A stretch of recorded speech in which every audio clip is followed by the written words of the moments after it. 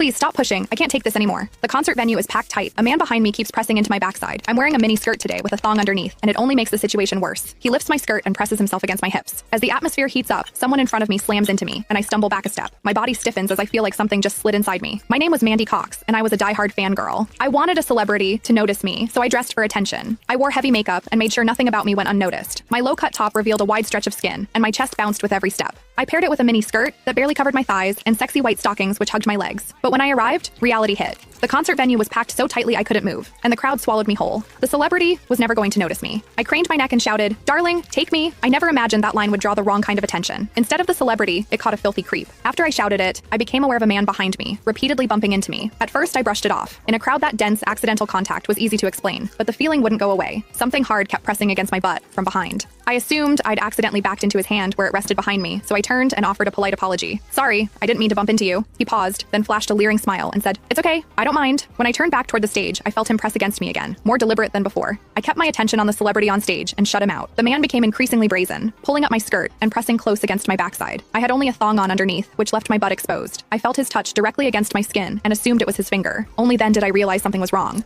The pressure was warm and solid in a way a finger could never be. My mind lurched as the truth hit me. In the 20 years of my life, this was the first time a man had ever molested me. Fear surged through me, sharp and overwhelming, and my body reacted with an instinct to flee, but there was no way to move. The concert floor was packed wall to wall, leaving me stuck where I stood. I drew myself tight, bracing as if tension alone could keep the fear out. As I did, my hips closed around the man's so-called finger, trapping it between my cheeks. An unfamiliar sensation followed, and warmth rose to my face. What confused me was that I didn't recoil from it. There was a muted comfort to it, and against my will, it sparked a faint sense of expectation. The man behind me seemed to take it as a signal. He moved in closer, repeating the motion until the intrusion was unmistakable. I had lived a sheltered life as a college student, and now I was being toyed with by a stranger while surrounded by people. Shame surged within me without warning. I felt the urge to sob, but my throat closed, and my voice deserted me. Worse still, the pressure forced my thong inward and sent a restless, prickling discomfort through my body that wouldn't fade. A quiet, involuntary sound escaped me, and the embarrassment followed instantly. I gathered myself and strained to suppress it, holding it down until my throat tightened. The blaring music and the screams around me drowned everything out. With every eye fixed on the stage, no one was aware of what was happening to me. At the same time,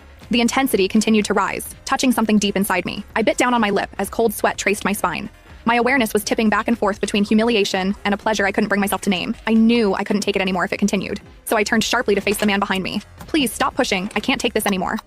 When I finished speaking, the man leaned toward me and whispered in my ear, "Is it exciting, the way I'm pushing against you?" The shame was overwhelming, and I was on the verge of crying. "I'm a virgin. I've never done that kind of thing. Please, let me go." He didn't stop. Instead, his gaze burned deeper as he seized my waist, the pressure growing stronger. "You're really a virgin? Then let me show you what it feels like to be a woman."